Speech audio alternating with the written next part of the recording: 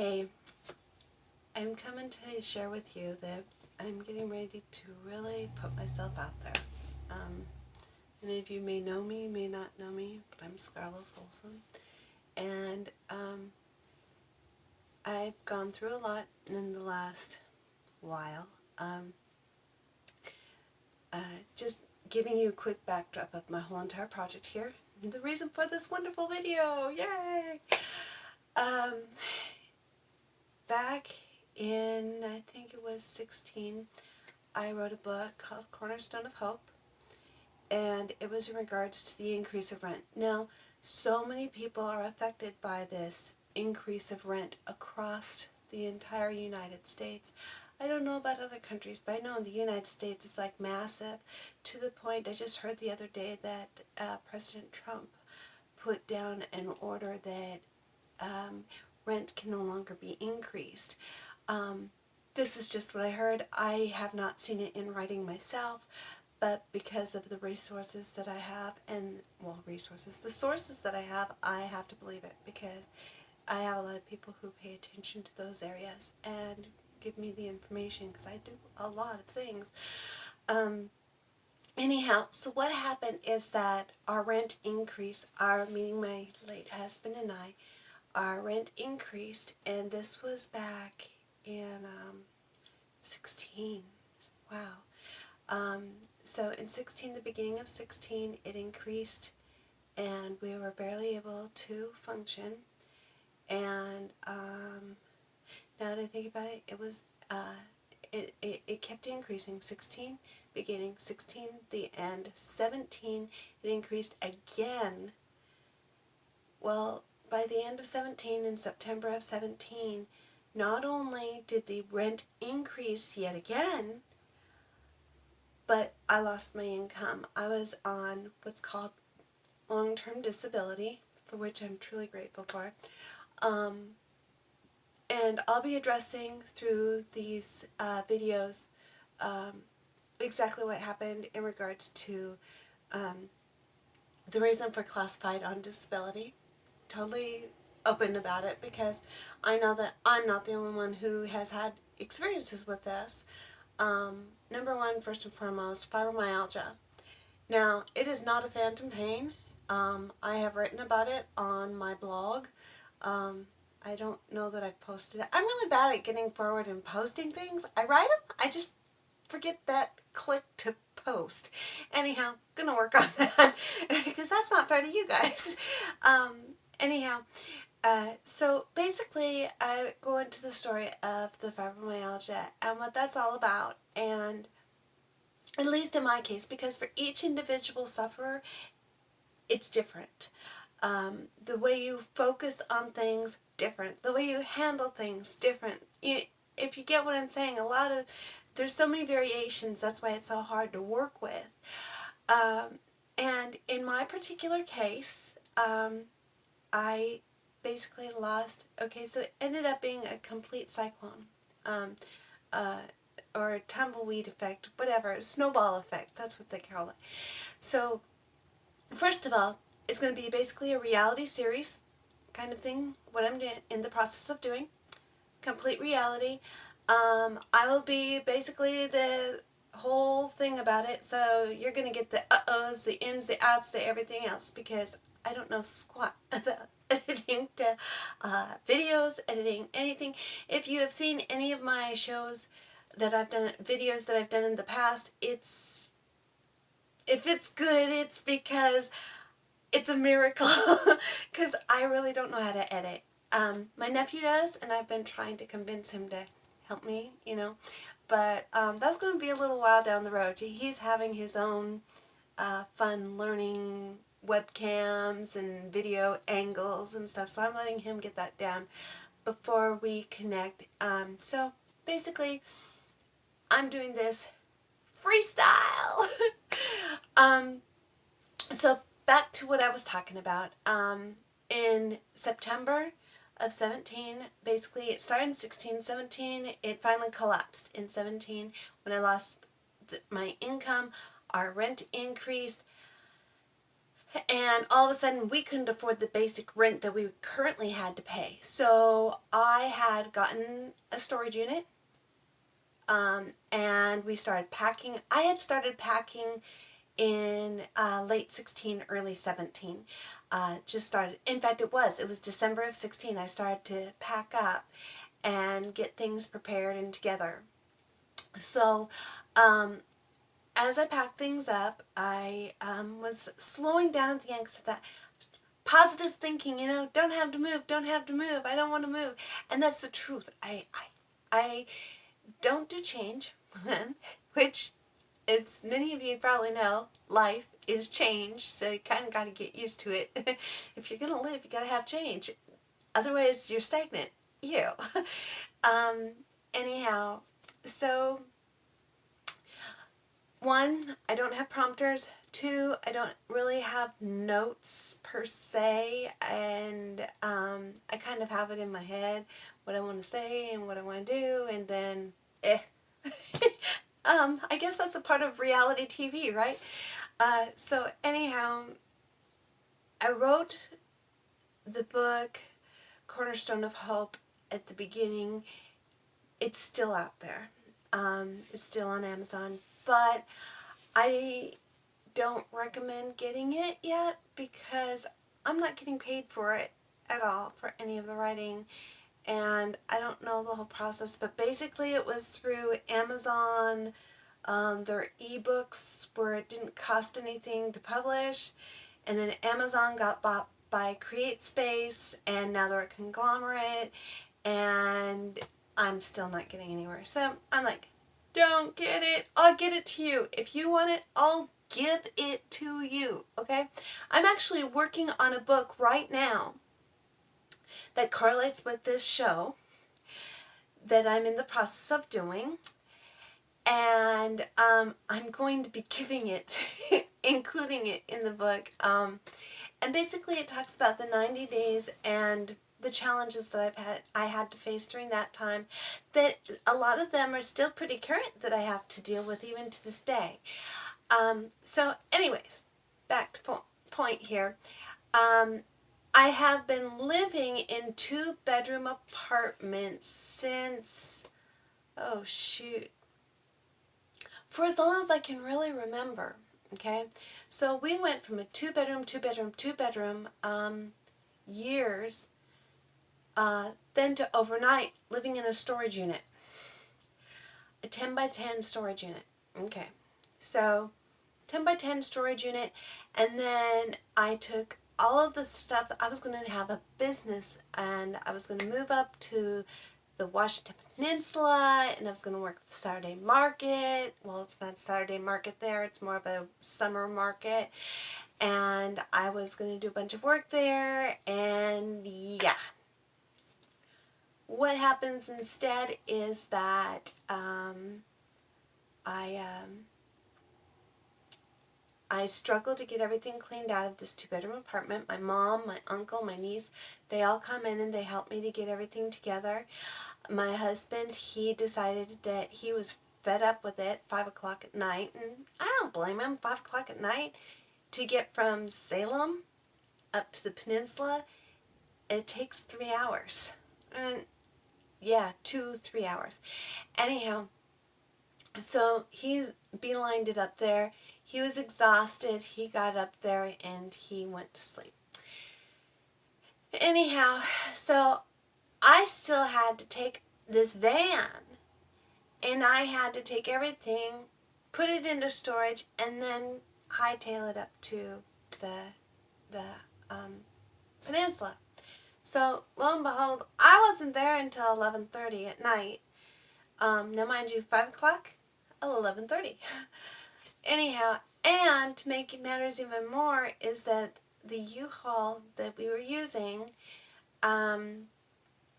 didn't get fully emptied, and I ended up taking a lot more up there, and the storage unit was like 2 hours from the peninsula to the storage, and then to like a lot closer to my home in Portland, Oregon. So it was a lot of struggles there because we wanted to move back to Portland anyway.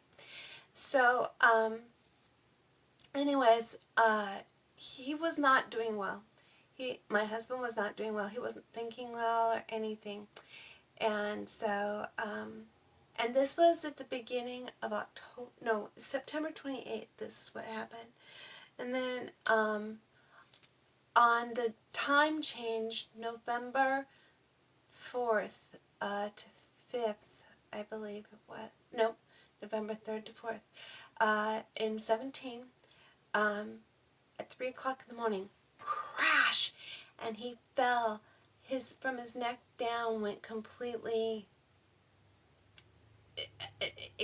his muscles let go. He couldn't function. So, I had to get him in bed. He rested for a couple of days. He's like, I'll be okay, I'll be okay. And we weren't doing so good. Now, mind you, we had moved in with someone from family from my past. That's besides the point. What happened is that he finally was able to get down the 13 stairs. Now, mind you, he didn't do stairs. So, the family member took one side, I took the other side, and we helped him down the stairs. Got him into our cruiser. At the time, we had a PT Cruiser, and managed to. We rushed him here to Portland, and right now, mind you, we said we wanted to get to Portland. Right when we got into the hospital emergency, why the valet backed right into the car. We were dead. Right there. We were bringing the car in anyways. We were going to just relax, stay there for the night, let him get the help that he needed, get a car, oil change, etc. So they said, no, there's no reason to keep him. I said, something's going on. They said, well, we can't help him, not here. I'm like, this isn't cool. And he kept begging them to let us stay there because he didn't feel comfortable. He just wasn't. So, anyhow, backed out of, I got the car parked after a long argument with the valet there. Had to deal with that, but that's another situation in itself. That may or may not come up in the middle of our show. And I went and parked it, and then later on, why my family came and picked us up, and we ended up being taken to an extended stay in America, which I love them. Anyhow, so I drove the car with my uncle beside me. And he says, sounds fine. I said, no, it doesn't. The car doesn't sound right. It sounded like a wind tunnel. I couldn't understand the wind tunnel effect as you know, when you drive down this road and you can hear wind. You could hear the wind underneath, and I couldn't comprehend why.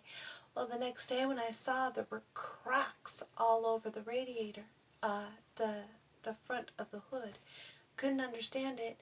Well, come to find out, the core and the radiator, core process had knocked out of place, cracked, and the radiator cracked. Anyhow, basically, the car was total loss, and it was my dream car. But we were back home. We were in Portland, Oregon. We still are. And what ended up happening is that we ended up staying in a motel for a month, and it was the hardest time ever. And it was very quiet, very surreal. My family helped to take care of that cost, and then afterward, I thought we were going to stay there for a while, and finally family said, nope, you're done, we're going to have you stay with us. Well, the end of November of 17, I started cleaning up this area that you see in here. It did not look like it does now. It actually looks adult-like. Back then, it was more childlike because my niece lived here, which is not a bad thing. My niece has been a godsend for us, and basically, we ended up staying here. and I'm really thankful that we did get to stay here because of the fact that we didn't have any other place. We went from, like I said, we went from a 2-bedroom, we went to this, and so basically back into stuff. And I do apologize for any shadows or anything. I know those can be a little bit awkward, but again, remember, reality TV. I don't understand the technology. Plus, the lighting in this room is like ancient. This house was originally built in 1930. I'm beginning to get some idea of what it looked like back when my uncle got it, and that was 50 years after it was built. So I don't know all the story involved in it, but I do know that I'm thankful that at least we have a roof over our head. Roof over our head, a roof over my head. I'm back in the same home that I grew up in. Um, as you can probably tell, my husband is no longer with us, because he passed on the 11th of January at 11:46 in the morning. And yes, I can be exact because I basically got frustrated because he kept acting like he wasn't going to breathe, and then he would, and then finally said, "What are you waiting for it?" And I knew to turn on the timer, and that was 11:46 in the morning on the 11th. So that's how I know the exact time and everything. I was right there. But it's all good. But there are a lot of stresses involved because there were technical issues in regards to life insurance. And it's the technicalities were the names and definitions and so on, and I'm going to get into that later because it is a part of this reality that we're talking about. So that will be dealt with in one of the more it'll be dealt with in these episodes because I'm still having to deal with that, processing it and so on. In fact, today I just texted his family member who's trying to help me to really understand, and I recommend them, but when it comes to getting life insurance policies, make sure you really understand the medical terminology and what exactly is going on, because it can end up getting you like it got us and I didn't even know it. Plus the fact that it also tended to get to us in regards to the car accident. I'm still waiting on his end to be closed out because they're acting like they're big corporate bigwigs, so they know what they can get away with when we don't have an attorney to help fight everything. And so, hey, maybe through this reality show, I can get some help, right? I don't know. Anyhow, so, yeah. And then, basically, so we got moved in to this room. This room, I don't show you the whole thing right now simply because I've got it actually stable. There might be some shadow, but hey, it's stable. The only shaking you see is me. So what's going on here on this end is that basically I feel like I lost a best friend through this, and not by my own fault. It's that she got into her own little space, her own little life, and we ended up drifting apart. She chooses when she wants to be in touch, and I'm just like, okay, whatever. But we are two totally different wavelengths now because she has her belief system, she has her husband, she lives in a bit of ways from here, and that's okay by me. And that happened back in December when she helped me to get off the peninsula. Anyhow, we ended up staying in a closer storage unit. Well, coming back to the storage unit and completely full. And then, I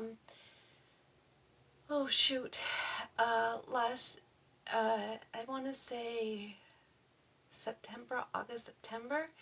And that's like 7 months ago. Yeah, 6, 7 months ago. Why, I went in and I slowly pulled all of the stuff from that 10 by 10 original storage unit, because they raised the price in the storage unit from originally to being 111 up to 122, and I was struggling at 111. And considering that our income was gradually not there, we were struggling. So anyways, managed to get it through several different loads. Oh yeah, I forgot. And in the process of all of this craziness, the reason why it was only a few loads, because remember that cruiser that got destroyed back in November of 17? Well, I had 1 week with the loaner from my insurance company, Progressive. I love them. By the way, none of the businesses that I'm mentioning there right now, none of them right now I'm getting any compensation from them as of right now. Okay? These are just me. Who knows in the future? Maybe, you know.